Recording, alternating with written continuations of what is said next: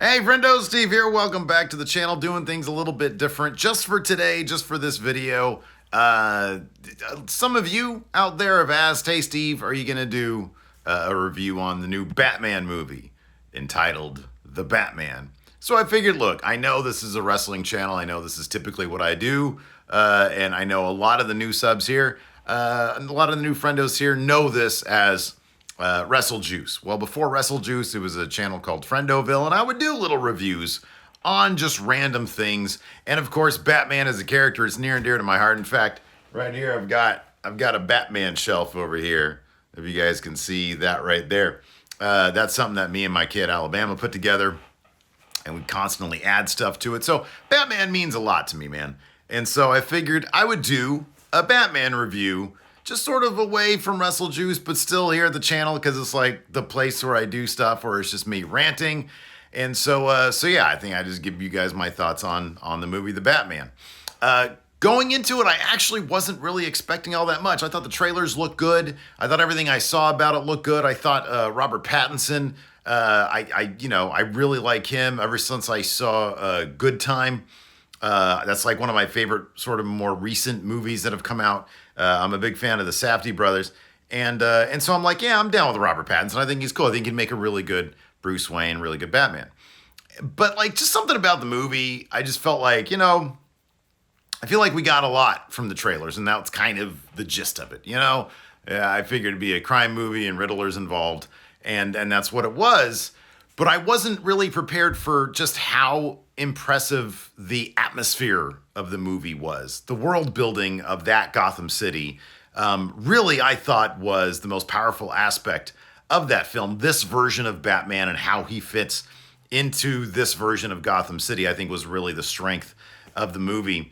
And so I sort of went into it kind of not with like low expectations, but with just sort of expectations. Like, okay, I kind of feel like where this is going to go. I kind of understand what this is going to be.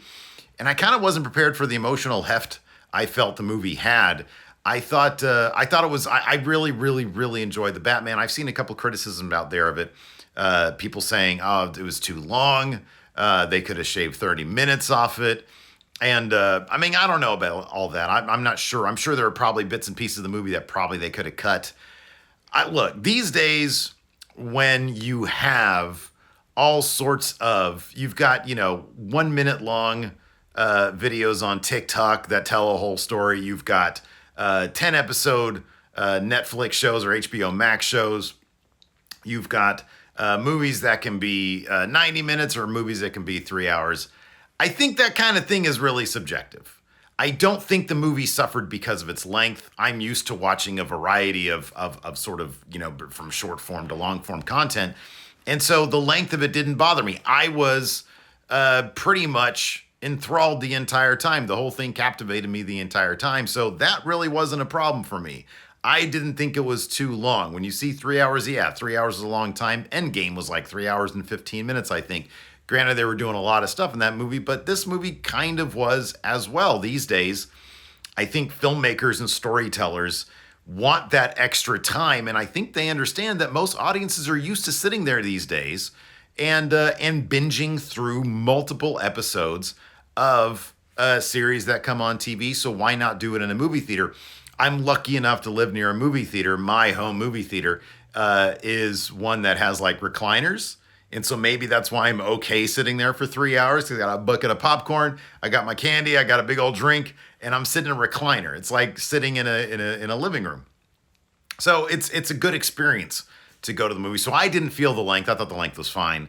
But yeah, what I wasn't prepared for was just how emotional I sort of felt as a result of this movie. I thought from the very first couple moments, after it shows him beating up some bad guys on the street, I love that this movie, much more than any of the other movies, really did the best it could in giving us a Batman that was far more grounded in reality than what we've seen before.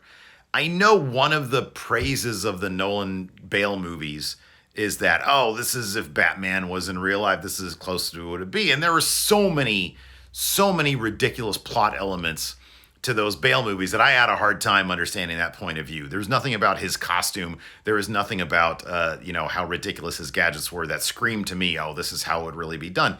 I have an appreciation for those Nolan movies. I think they're well-made movies. But this movie right here about a broken Gotham and a broken Batman who might actually be failing more than succeeding in the second year of his career speaks a lot more to me about reality than the Christian Bale one. Now, that's not to say this movie would have any basis in reality, because it totally wouldn't, especially the end sequence.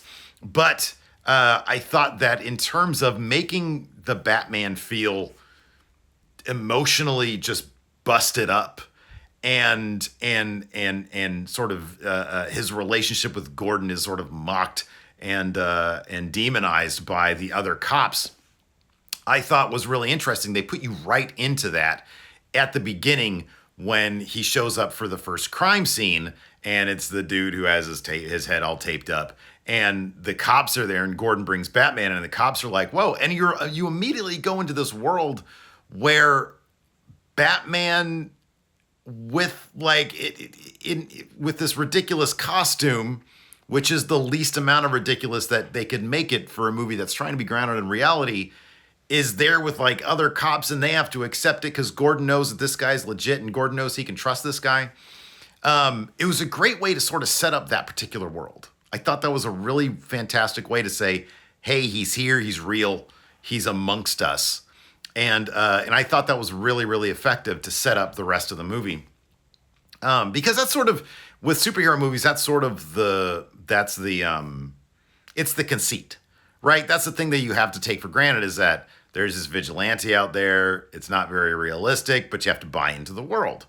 And Nolan had his way of doing it, and I thought it was pretty effective. And I thought that Matt Reeves did a really good job with this by immediately having him on a crime scene, looking around, inspecting, and the other cops are like, what is this guy doing here? This is ridiculous. But it somehow didn't feel ridiculous. And the moment in this movie, number one, there's two things that I really, really loved about the movie that really set the atmosphere. Number one, they used voiceover for Bruce Wayne. He gave us some sort of almost film noir-esque voiceover that I thought was really, really effective when he talked about it being his second year on the job, and the shadows do the work for him because the criminal element doesn't know if he's in those shadows.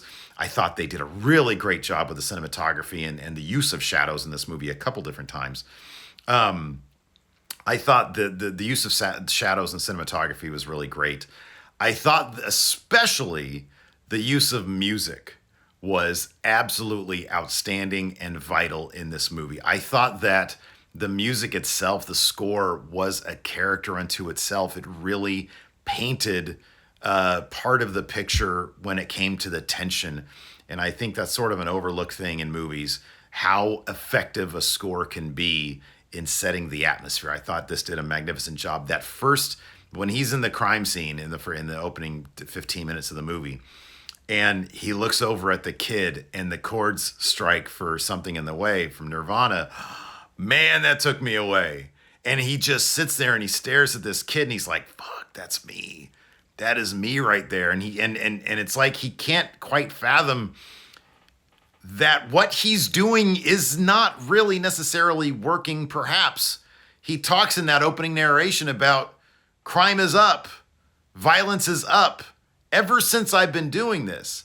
And he has to go through that journey throughout the movie of discovering, I can't be vengeance, because that's not going to make things better. It's not going to work if I'm just vengeance. And that name he's basically given, vengeance, because he doesn't really refer to himself as the Batman, I don't think, like Riddler does and a couple other people do. But he calls himself Vengeance, and Penguin calls him Vengeance, and other people call him that. And he realizes, of course, by the end, he can't just be that. And that's why you have that great revelation at the end where he's helping people and he's being like an EMT, and he's comforting them. That great shot at the end where they're about to airlift the victim of the floods and stuff. And she puts her hand on his arm, and he holds it like this. And he's got that moment in his eyes of like recognition and realization.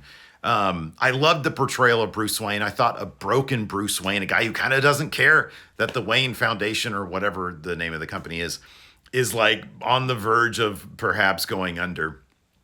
I really loved his version of Bruce Wayne when he steps out of the car and he's in the light and he's kind of squinting because he can't stand the light because he's a nocturnal creature, as he calls himself. And the press is there and they're trying to get a picture of Bruce Wayne. And he tries to like half acknowledge them with a smile, but it looks like it just hurts on his face. And the one thing that he actually finds in this is Catwoman, is Catwoman. Man, it's such a good movie. I really actually thoroughly love this movie. I think it's fantastic.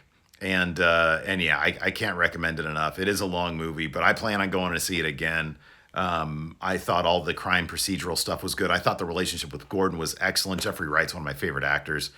And watching Batman basically have a partnership with him, because that's a lot of what the movie was. I thought was pretty fantastic. I thought it was really good stuff. I'd highly recommend it. You guys should go check it out. I'm going to stop rambling now. We're going to get back to some more wrestling stuff tomorrow. So that should be a lot of fun. Thanks everybody for tuning in. I appreciate it. You can check out one of my other reviews of something else on the channel here when I used to do other non-wrestling stuff, or you can check out a video on wrestling. I don't know, whatever you want to do. Anyways, this has been Friendoville. If you guys want to see me review more stuff on occasion outside of the world wrestling on this channel, feel free to let me know in the comments below. Thanks everybody for tuning in. Appreciate it. See you guys later.